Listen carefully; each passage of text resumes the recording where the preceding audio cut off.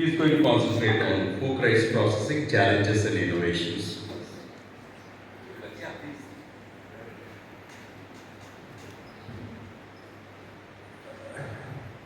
Good afternoon. If a paddy is converted to rice, there are a lot of challenges we have to face. Many farmers are now value-added paddy to rice, so they are facing some problems. First of all, we have to clean the paddy using the destoner. Then, if we go to boiling, parboiling or single boiling, we have to go to soaking. If we are not going to prepare the paddy, prepare the boiled paddy, we directly go to the raw rice. Okay, these are the method of preparation of rice. Can you please? This is yes, 1 ton paddy dryer. In our rice mills we have 12 ton. Like this is smaller dryer unit which will be available in Coimbatore. Okay, this 1 ton paddy is ideally suitable for farmers. Okay, next. These problems are ferment when we see. Can I speak in Tamil? Then it is. இது ஊறல் போடும்போது கரெக்டான ஊறல் போடலைன்னா நமக்கு அந்த ரைஸுக்கு taste வராது. இப்போ நம்ம பச்சை நெல்லை வந்து கரெக்டான டைமுக்கு காய வச்சு ஊற வச்சா தான் கரெக்டாக. ஏன்னா நீங்கள் பண்ணியிருக்கக்கூடிய மிஸ்டேக் பார்த்தீங்கன்னா புது அரிசி புதுசாக ப்ரிப்பேர் பண்ணி செய்திருக்கங்க, நிறைய உடசல். அந்த உடசல் இல்லாமல் வரணும்னா நீங்கள் ஒவ்வொரு ரைஸுக்கு தகுந்தால ஊறல் கொடுக்கணும். ஊறல் கொடுத்தா தான் உங்களுக்கு ஊறல் கொடுத்து ஒவ்வொரு ரைஸுக்கும் கரெக்டான டைம் கொடுத்து அவிக்கணும். அவித்தா தான் உங்களுக்கு அந்த ரைஸ் உடையாமல் வரும். அவிக்கும் போது அந்த நியூட்ரியன்ட் வேல்யூ உள்ள கரெக்டாக கிடைக்கும். நெக்ஸ்ட், இப்போ நெல் நம்ம தயாரிக்கும் போது பெரும்பாலான ஆட்கள் என்ன செய்றீங்கன்னா களத்திலே போட்டு காய போடுறீங்க. இப்போ அந்த களத்தில் போட்டு காய போடும்போது இன்னொரு பிரச்சனை என்ன வரும்னா, அந்த காற்றில் உள்ள புழுதி அடிக்கும் போது நெல் அவிக்கும் போது பிரிஞ்சு இருக்கக்கூடிய அந்த துவாரங்களில் வந்து காற்றில் வந்து பறந்து வரக்கூடிய டஸ்ட் ஃபார்ம் ஆகி நமக்கு சாப்பாடு சாப்பிடும்போது மண்கடி வரும். அந்த மண்கடியை தவிர்க்கணும்னா ட்ரையர்லாம் காய போடுறோம். ட்ரையரில் காய போட்ட பிறகு மில்ல உசுக்கு வருது. இப்போ நிறைய ஃபார்மர்ஸ் வந்து சின்ன சின்ன டிவைஸ் வருது.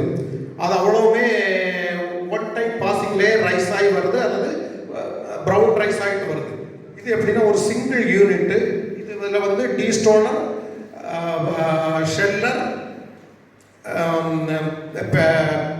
பேடி செப்பரேட்டர், அகைன் டீஸ்டோனர் இருக்கும். இதில் அவ்வளோ போட்டதுன்னா 100% you can get a good rice and full rice also. Next, இப்போ இது வந்து பேடி செப்பரேட், பேடி கிளீனிங், டீகஸ்டிங், paddy separation, then it converts to brown rice.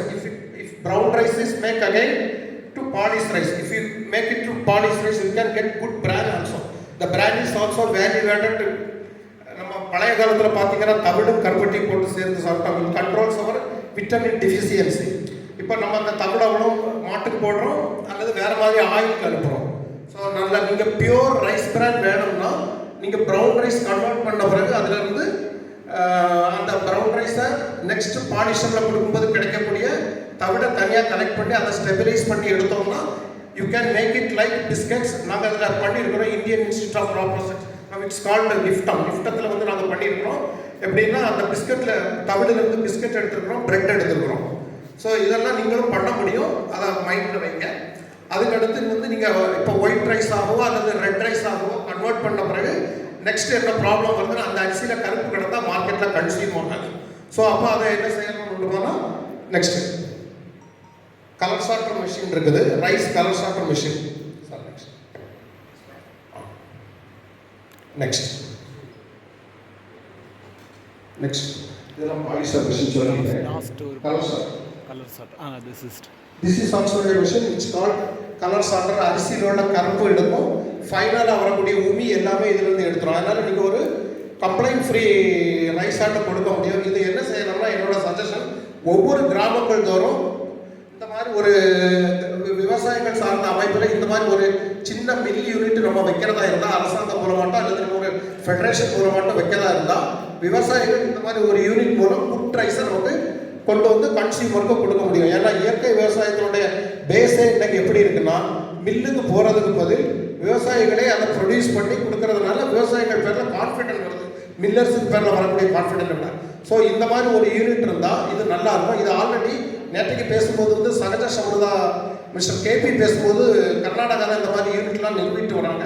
So இந்த மாதிரி யூனிட் வந்து இப்போ சின்ன லெவல்லே கிடைக்குது சார். ஒரு 50 சூட்ஸ் 100 சூட்ஸ் கிடைக்குது, ரேட்டும் கம்மியாக கிடைக்குது. So you can use it and maintain the good rice அண்ட் கன்சியூமருக்கு நல்ல ரைஸாக கொடுங்க. ஏதாவது கொஸ்டின் இருக்குன்னா கேட்கலாம் please.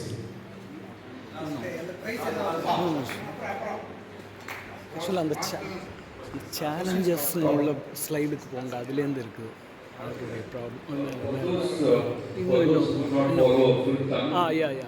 From here He was highlighting about rice processing time should be maintained for proper good quality of rice. And drying in the open attracts a lot of sand to get deposited, so that when you chew it, you may get sand grains. So he has wonderful machinery suggestions. And what Gautam feels is there are small devices available in the market where you can get good quality rice at the end. And he also mentioned that usually in organic farming you get red rice, and red rice people don't like the color, so they polish it into white rice. But the husk could be used in the preparation of biscuits, breads, etc., wherever you want. And if you want good machines, he can give information about it. And he feels the farmers should invest in machinery, or FPOs should invest in machinery, so that the farmer gets the benefit and not the miller. That was the summary of his talk. Thank you very much, Mr. Gautam. We will have questions in the end. Now we have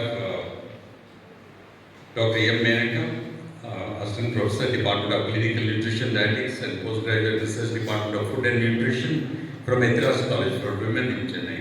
Dr. Menaka.